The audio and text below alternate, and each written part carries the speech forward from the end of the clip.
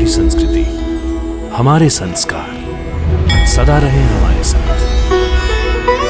भारत के महान ग्रंथों और काव्यों का संपूर्ण संकलन। सब्सक्राइब करें तिलक। कई तरीके की एलईडी लाइट्स आपके घर और ऑफिस के लिए। GR LED lights, make India bright. कौन हो तुम जिसे अपने प्राणों का बोझ नहीं रहा? लवणासुर, मैं तुम्हारे साथ युद्ध की इच्छा से आया हूं। यदि वीर हो तो मुझे युद्ध प्रदान करो। वीरों का पूजा स्थान रणभूमि में ही होता है। मरने से पहले भगवान को याद करना चाहते हो तो यही कर लो। हम उतनी देर प्रतीक्षा कर लेंगे। हाँ। शत्रु की ललकार सुनकर भागने का बहाना ढूंढने वालों को वीर नहीं, कायर कहते हैं। हाँ। हम भाग नहीं रहे, अपने अस्त्र लाने जा रहे हैं। तुम्हारे पास अस्त्र भी हैं और शस्त्र भी हैं। अपना धनुष संभालो, हम तुम्हें पहला वार करने की छूट देते हैं।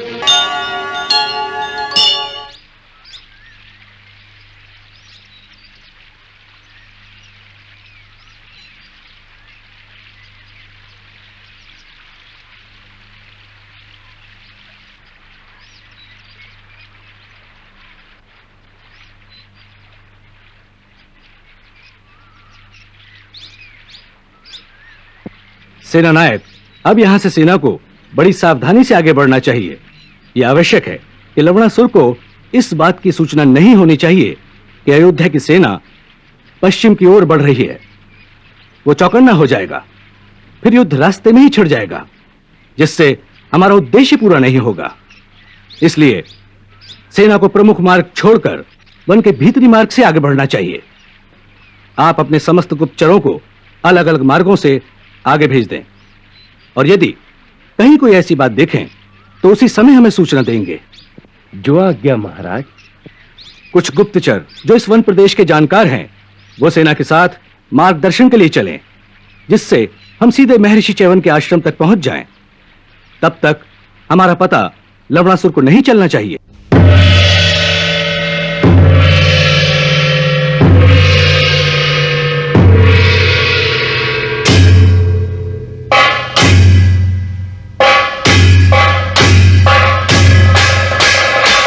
राक्षस कुल गौरव मधुरा नरेश महाराजा धिराज लवणासुर पधारते हैं। मधुरेश्वर समरेश्वर वीरेश्वर जयति लवणासुर।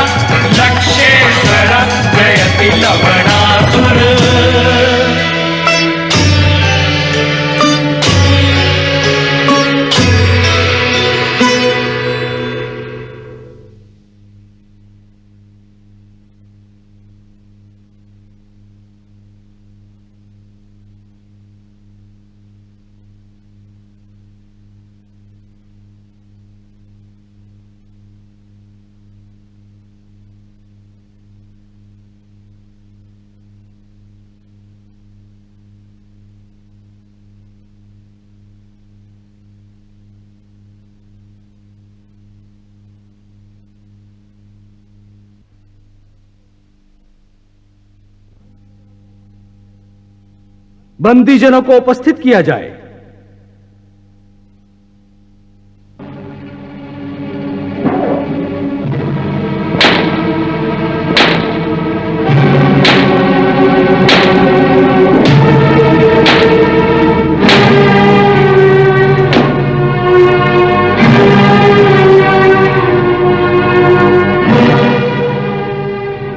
का दोष क्या है? महाराज, हमें सूचना मिली थी कि राज्य की पूर्वी सीमा पर कुछ ऋषि लोग एक बहुत बड़े यज्ञ का अनुष्ठान कर रहे हैं। सो हमारे सैनिकों ने वहां जाकर यज्ञ को विध्वंस कर डाला और इन सबको बंदी बनाकर दरबार में ले आए, जिससे आप इन्हें उचित दंड दे सके।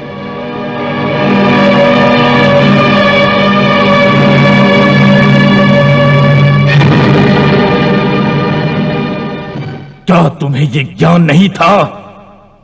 हमारे राज्य में वैदिक पूजा का निषेध है। यज्ञों का अनुष्ठान करके देवताओं से शक्तियां प्राप्त करना और उन शक्तियों का संग्रह करना सबसे बड़ा पाप है हमारे राज्य में। क्या तुम्हें यह ज्ञान नहीं था?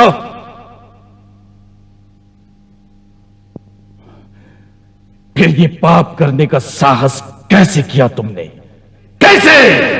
पाप हमने नहीं किया, पाप तुम कर रहे हो राजन, हमारे धर्म के मार्ग में बाधा डालकर। हर प्राणी को अपने अपने धर्म और अपने विश्वास के अनुसार पूजा, साधना और भक्ति का अधिकार है। उसी प्रकार हम अपनी आध्यात्मिक उन्नति के लिए यज्ञ आदि द्वारा साधना करते हैं, जिनसे हम आध्यात्मिक शक्तियां प्राप्त करते हैं और जिनकी सहायता से हम भगवान के दर्शन कर पाते हैं। किस भगवान के दर्शन करना चाहते हो? इस राज के अंदर एक ही भगवान रहता है और वो है लवणासुर।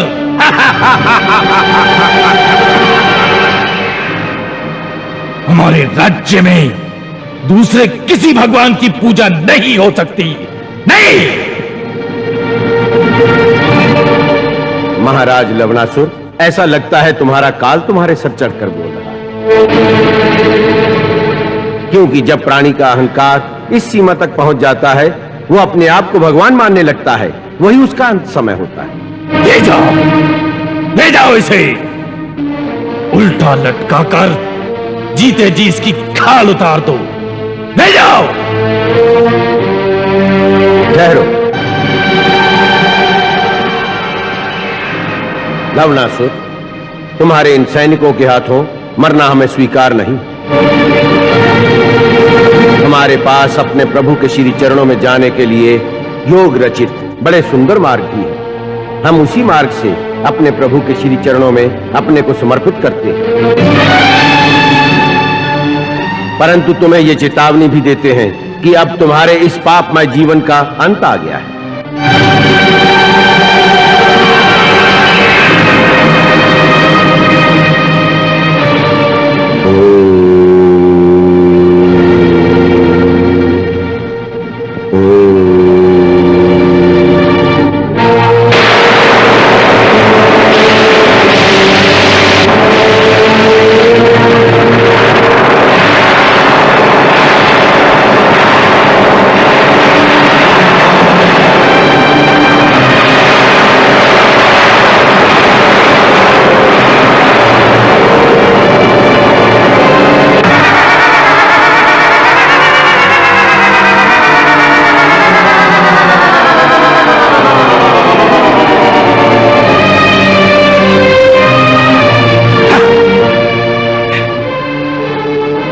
इन्हें और सबको कारागार में डाल दो।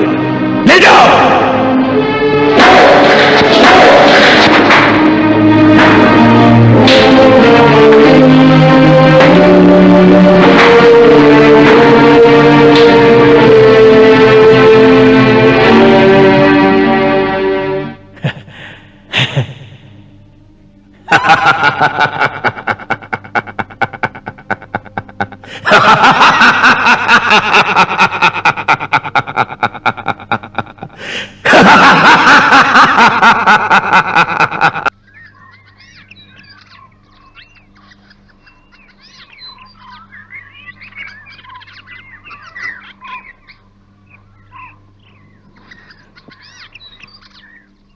महाराज, यही च्यवन ऋषि का आश्रम है।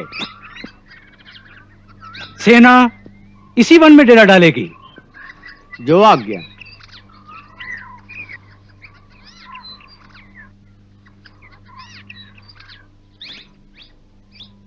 अयोध्या के राजकुमार शत्रुघ्न दर्शनों के लिए आश्रम के द्वार पर खड़े हैं।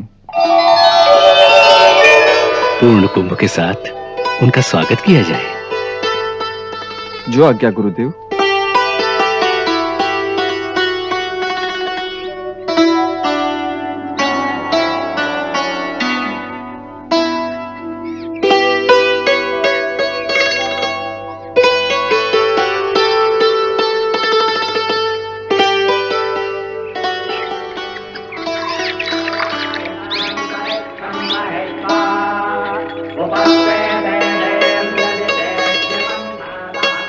पधारिए महाराज।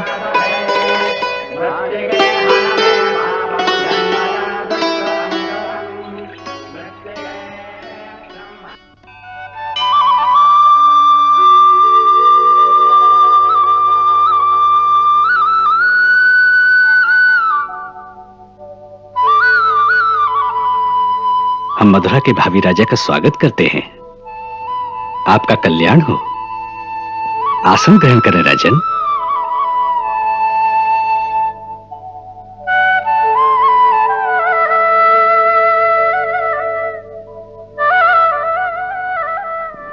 अयोध्या में सर्वमंगल कुशल तो है ना? आपके आशीर्वाद से वहां सर्व प्रकार से मंगल है। महाराज श्री राम ने आपको प्रणाम कहा है। वो तो स्वयं ही वंदनीय हैं। ये तो उनकी उदारता है। महाराज श्री राम की आज्ञा से मैं अयोध्या की सेना लेकर आपकी सेवा में उपस्थित हुआ हूं। अयोध्यापति महाराज ने मुझे लवणासुर का वध करके आपकी रक्षा करने का आदेश दिया है। अब आप मुझे आशीर्वाद प्रदान करें और आगे के लिए मेरा मार्गदर्शन करें।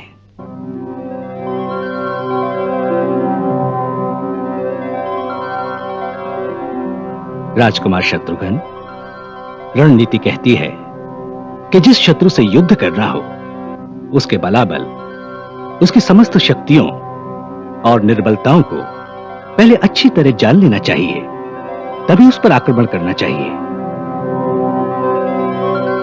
जिस लवणासुर का संहार करने आप आए हैं, उसके समान दूसरा वीर आज तीनों लोकों में नहीं है। उसके पास भगवान शिव के दिए हुए दिव्य त्रिशूल की ऐसी शक्ति है जिसके सामने और कोई अस्त्र सफल नहीं हो सकता। लवणासुर की कितनी शक्ति है उसका अनुमान कराने के लिए मैं आपको आपके ही एक पूर्वज की कथा सुनाता हूं। बहुत काल हुआ, अयोध्या में सूर्यवंश के ही आपके एक महान पूर्वज राजा मानधाता राज्य करते थे। उन परमवीर और महातेजस्वी राजा ने अपने पराक्रम और शूरवीरता से समस्त लोकों पर विजय पाली थी। अंत में अपनी अपार कीर्ति और यश बढ़ाने के लोभ में राजा मानधाता ने देवताओं के राजा इंद्र पर आक्रमण करने का निश्चय किया, जिससे वो स्वर्ग तक अपने राज्य का विस्तार कर ले। जब इंद्र को इस बात का पता चला तो वो मन में घबराया और देवताओं के गुरु बृहस्पति की शरण में गया और कहने लगा, गुरुदेव, गुरुदेव, मेरी रक्षा कीजिए। गुरुदेव, मेरी रक्षा कीजिए, मेरी रक्षा कीजिए।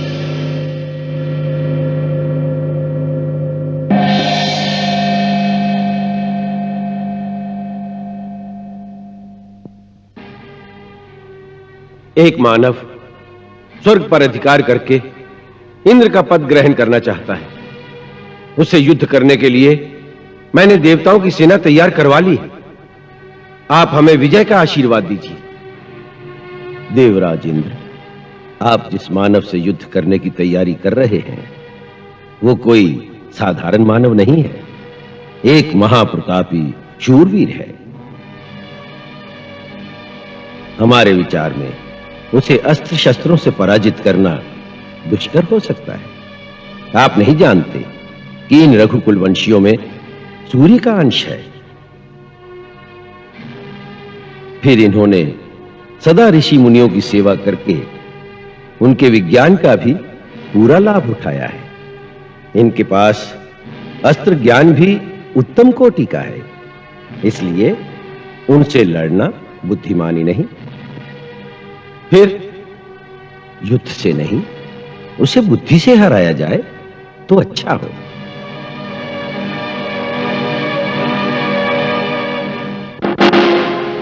वीरों, आज सारे संसार में ऐसा कोई नहीं जो तुम्हारी वीरता के सामने सर उठाने का साहस कर सके। तुम्हारे आक्रमण के वेग को सहना देवताओं के लिए भी संभव नहीं। इसलिए हमने आज इंद्र पर धावा बोलकर तुम सबको स्वर्ग का अधिपति बनाने का निश्चय कर लिया है।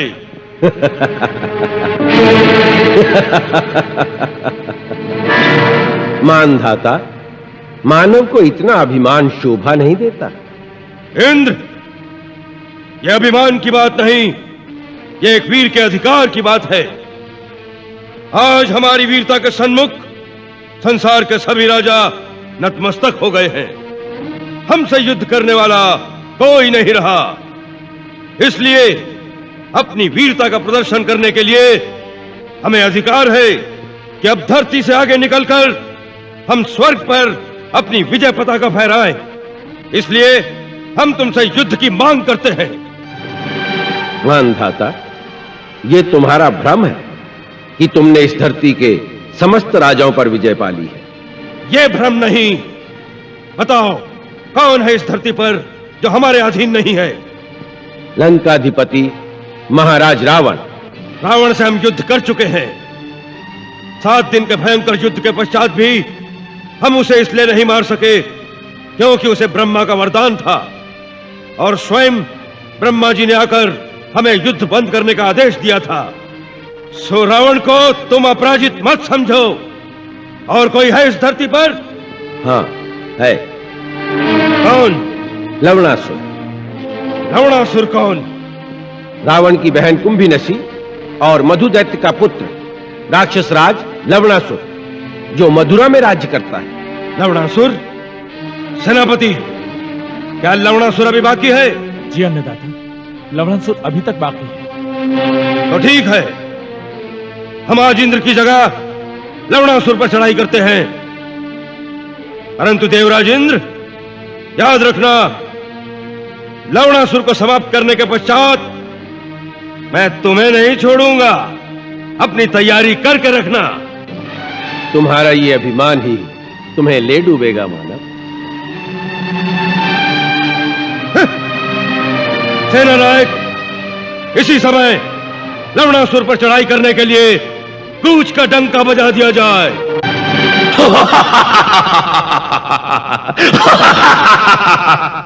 क्या कहा?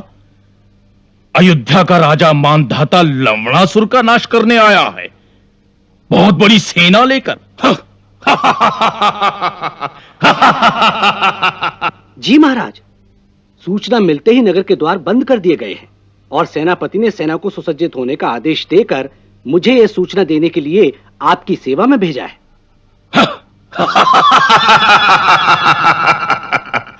सेना? सेना की क्या आवश्यकता है? जब तक भगवान शिव का त्रिशूल हमारे पास है, हम अकेले ही जाएंगे।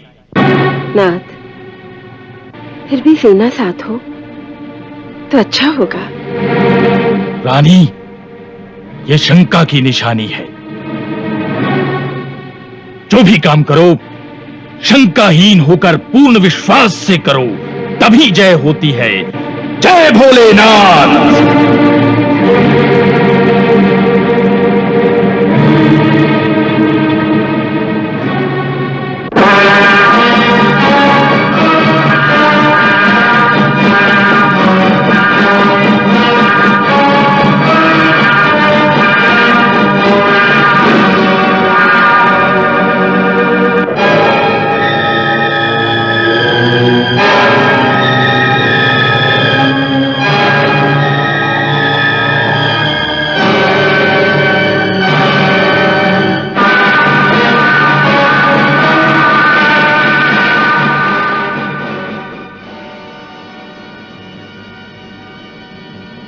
नगर के द्वार तोड़ दो।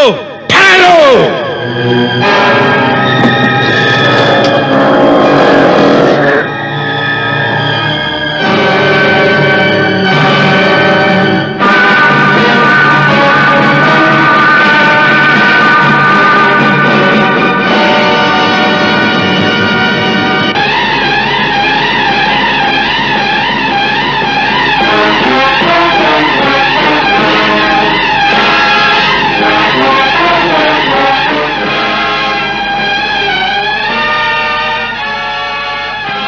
मानधाता, तुम स्वयं ही चलकर मृत्यु के द्वार पर आ गए हो।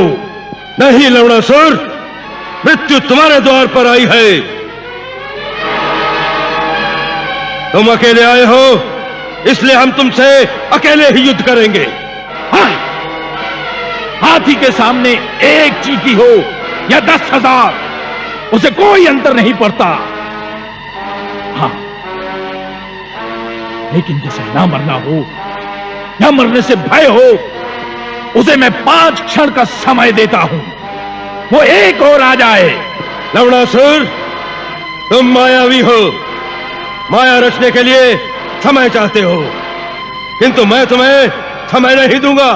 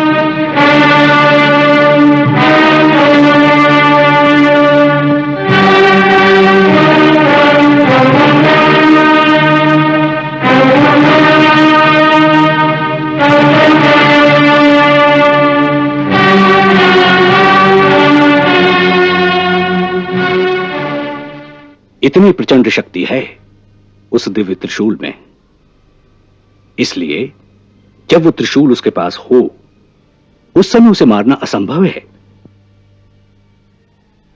एक ही उपाय है कि आप उसे उस समय युद्ध के लिए ललकारो जब वो त्रिशूल उसके पास ना हो, और ना ही वो अपने महल तक पहुंच सकता हो। वो नित्य प्रातः उस त्रिशूल की पूजा करता है। तत्पश्चात वो नगर से बाहर निकलकर आहार के लिए तपस्वियों और जानवरों को चारों ओर ढूंढता है। उस समय वो त्रिशूल साथ नहीं ले जाता, इसलिए वही एक समय है जब आपको अस्त्र शस्त्र से सुसज्जित होकर नगर द्वार के बाहर उसकी प्रतीक्षा करनी चाहिए। इस बात को याद रखिएगा कि वो किसी भी प्रकार वापस अपने महल में त्रिशूल लेने ना जा सके। तब आप दोनों के बल और पराक्रम की परीक्षा हो सकेगी। राक्षस सेना भी आप पर आक्रमण कर सकती है। उसके लिए आपकी सेना को भी नदी के उस पार चले जाना चाहिए, परंतु इस प्रकार कि शत्रु को सेना के आने की आहट भी ना हो, अन्यथा वो अपने त्रिशूल के बिना बाहर नहीं निकलेगा और आप सबकी वही अवस्था हो सकती है जो राजा मानधाता की हुई। इसलिए आपकी सेना को चुपचाप रात के अंधेरे में ही उस पार पहुंच जाना चाहिए।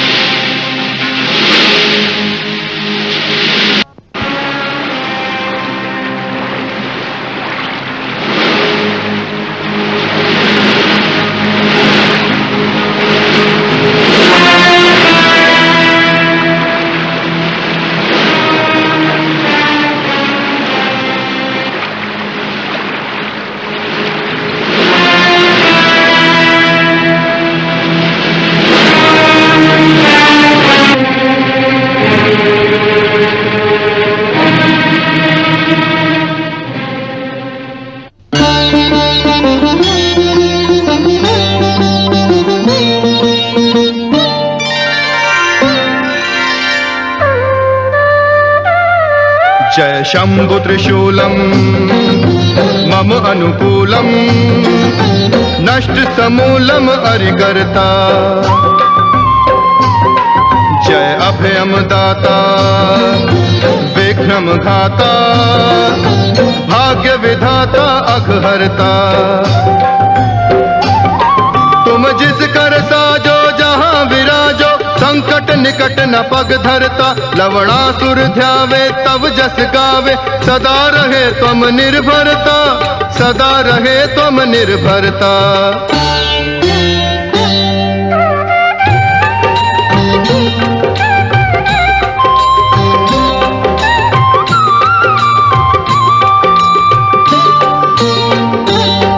जय त्रिपुरारी प्रिय सक्षम सक्रिय जागृत प्रस्तुत शस्त्रमणि अगणित गुण मंडित कबहु न खंडित होए तिहारी शक्ति घनी अविलंब अमोघ प्रहार तिहारा अरिमद मर्दन तात क्षणि लवणासुर कुल सह पाए अनुग्रह उपकृत धन्य कृतार्थ ऋणी उपकृत धन्य कृतार्थ ऋणी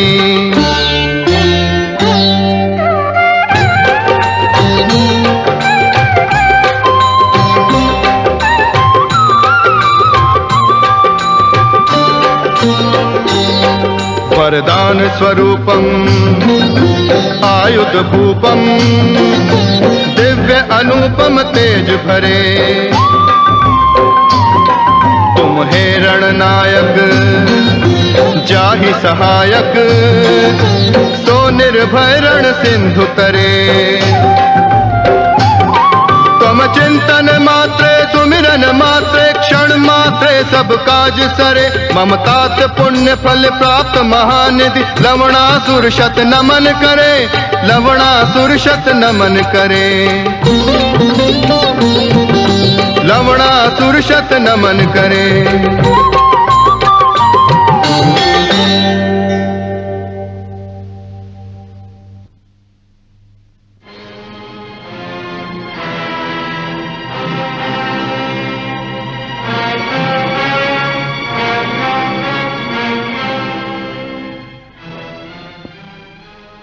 मैंने सुना है कल राज दरबार में एक ऋषि ने आपको श्राप दिया है। तो क्या हुआ? कुत्तों के भौंकने से भैंसें नहीं मरती। ऐसे कई साधु हमें श्राप देते हैं। उनसे डर के हम उनका शिकार करना तो नहीं छोड़ सकते। परंतु न जाने क्यों आज मेरे मन को उस ऋषि के श्राप से बहुत डर लग रहा है। और इस समय मेरे दाएं अंग भी फड़क रहे हैं जो अपशकुन के सूचक हैं। रानी, तुम्हारी ये निर्बलता हमें अच्छी नहीं लगी। स्वयं लवणासुर की पत्नी इन साधुओं से डरने लगी तो फिर राक्षस जाति के साम्राज्य का अंत हो जाएगा। रानी, तुम नहीं जानती, ये ऋषि मुनि ही आर्यों की वास्तविक मूल शक्ति हैं। ये बड़े बड़े यज्ञों और वैदिक अनुष्ठानों के द्वारा बड़े वैज्ञानिक अनुसंधान करके ऐसी शक्तियां प्राप्त करते हैं जिनसे वो हमारी मायावी शक्तियों को परास्त कर सके। हमारे मामा महाराज रावण का कहना था, यदि ऋषि मुनियों का समूल नाश कर दिया जाए तो पृथ्वी पर केवल राक्षसों का राज रह जाएगा, आर्य भाग जाएंगे। इसीलिए हमने नियम बना रखा है कि प्रातः सर्वप्रथम उसी स्थान पर जाते हैं जहां हमारे राज में साधु लोग कोई यज्ञादि कर रहे हों, और उनका अनुष्ठान पूर्ण होने से पहले उसका विध्वंस कर देते हैं। रानी, इसीलिए मथुरा में राक्षसों का राज अटल है और अटल रहेगा।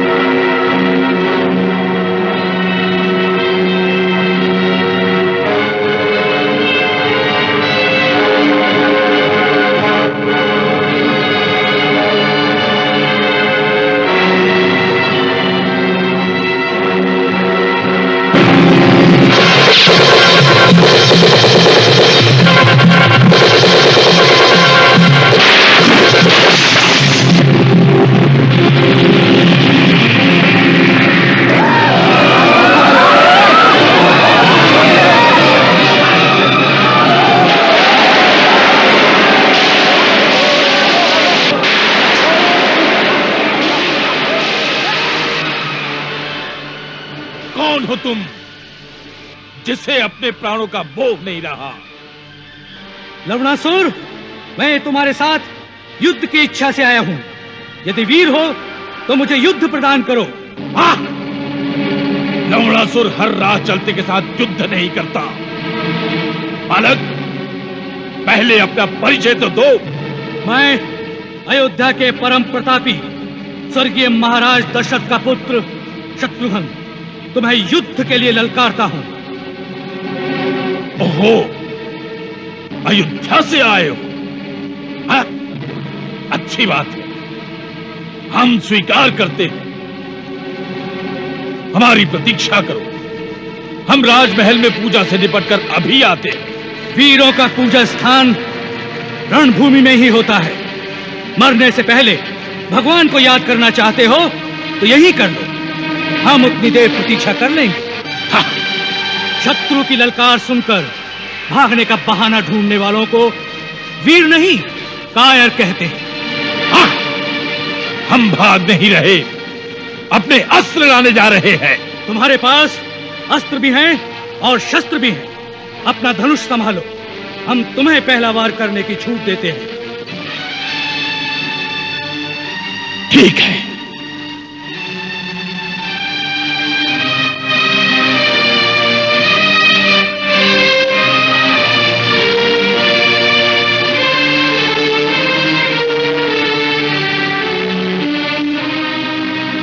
संभालो अपने आप को।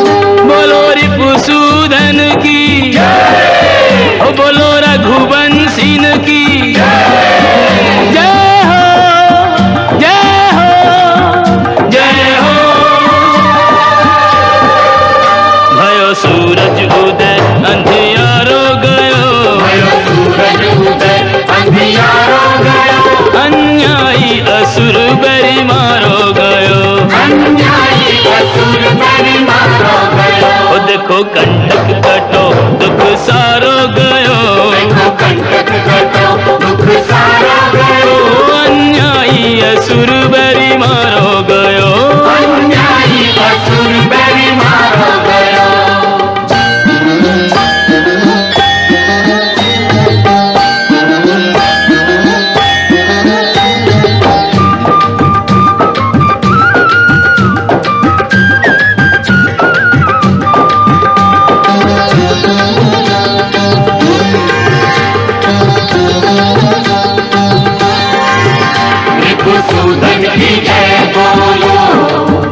रघुवंशी की जय बोलो,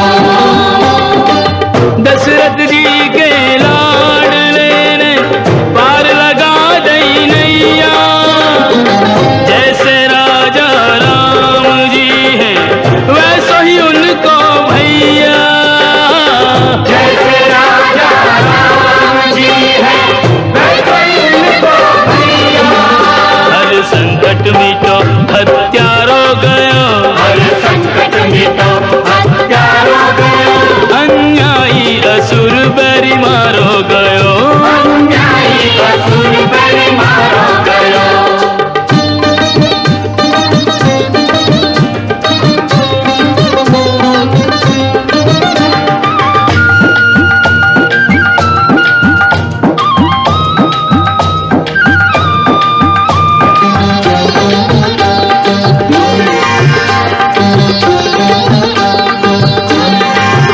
रघुसूदन की जय बोलो, रघुवंशी की जय बोलो, रिपुसूदन ने मार के रिपु आनंद घन बरसायो, मथुरा की धरती पे भैया राम राज अब आयो, मथुरा की धरती पर भैया राम राज अब आयो, माता धरती को बोझ उतारो गयो, माता धरती को बोझ उतारो गयो, अन्यायी असुर बैरी मारो गयो, अन्यायी असुर बैरी मारो गयो, भयो सूरज उदय अंधियारो गयो, भयो सूरज उदय अंधियारो गयो, अन्यायी असुर बैरी मारो गयो, अन्यायी असुर बैरी मारो गयो।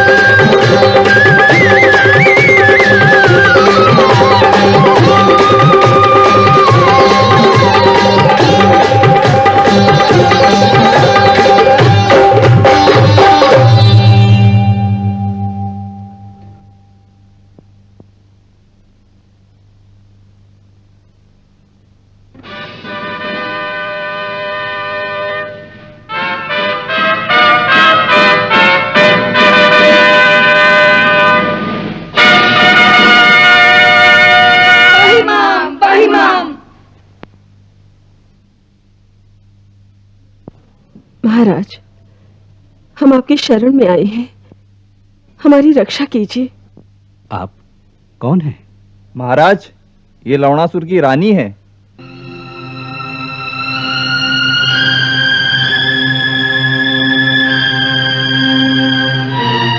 माता, आपको महाराज राम की सेना से भयभीत नहीं होना चाहिए।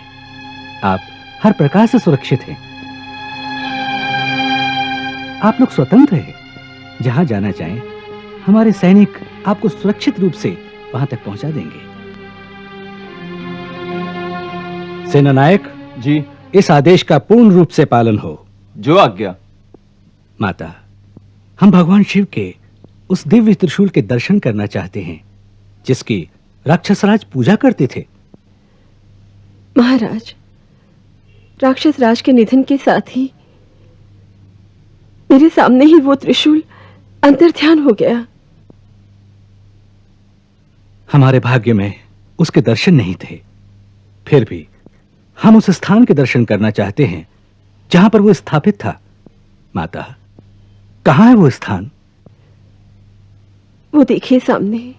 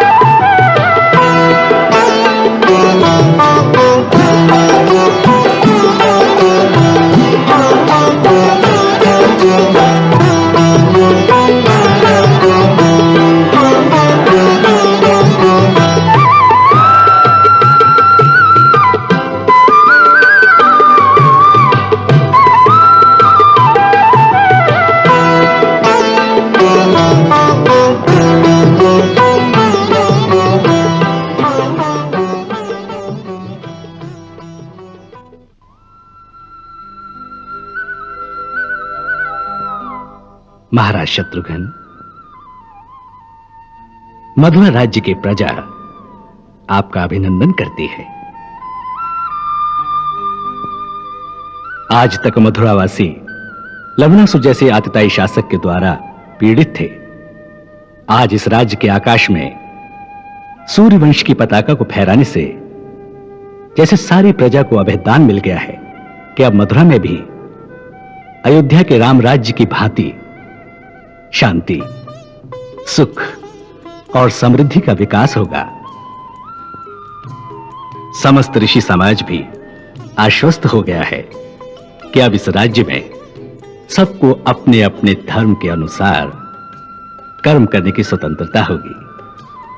समस्त वर्णों, जातियों, नागरिकों, वन में रहने वाले इस प्रदेश के पशु पक्षियों और यहां की वनस्पतियों की रक्षा का उत्तरदायित्व अब आपको सौंपते हुए आपका राज तिलक करके मथुरा के राजमुकुट से आपको सुशोभित करता हूं।